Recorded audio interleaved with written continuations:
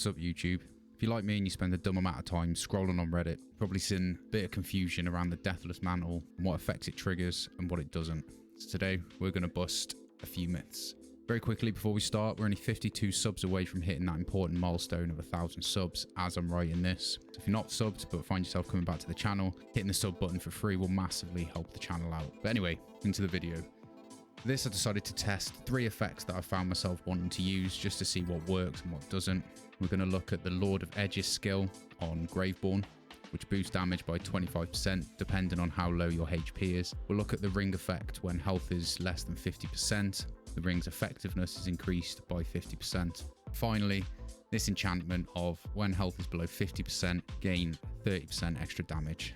To test these out, I'm using a white sniper that has no extra buffs that will affect my gun damage.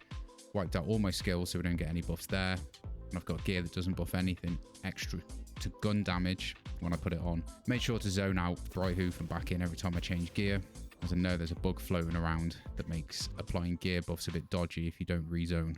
Thankfully, which made this 10 times quicker to record, gun damage against these targets seems pretty stable. At this grand plan of taking 100 shots to get the average gun damage, but after 20 or so of exactly the same number, I gave up.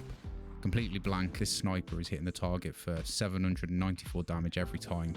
That's ignoring any critical hits.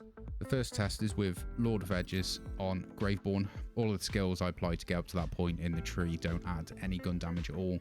Let's throw on the Deathless Mantle and see what the numbers look like. After a zone, flat damage was boosted to 992, which is a 24.93% increase in damage. Fairly happy to say here that we've seen a 25% boost in damage, as the description on Lord of Edges shows us we will, so that one gets a tick. Next up, I wanted to test out rings. This is where the Bath Bunnies were being a bit harsh and wouldn't drop me an easy ring to test. Best I could do was this one, which gives us a 20-ish% increase to critical hit damage on pistols. I had to be careful with this one as the pistol I got increases damage per saw blades, but couldn't find anything better to test with. We did some tests on base critical hit damage without the ring, which gives us about 1658 damage on crits. Some were coming out at 1187, so I decided to base this test on the higher of the 2 damage numbers I was getting. With just the ring applied, critical damage went up to 1929, which is about a 16% increase in crit damage. Don't know how the crit damage increases are applied, but we definitely see a bonus by putting the ring on.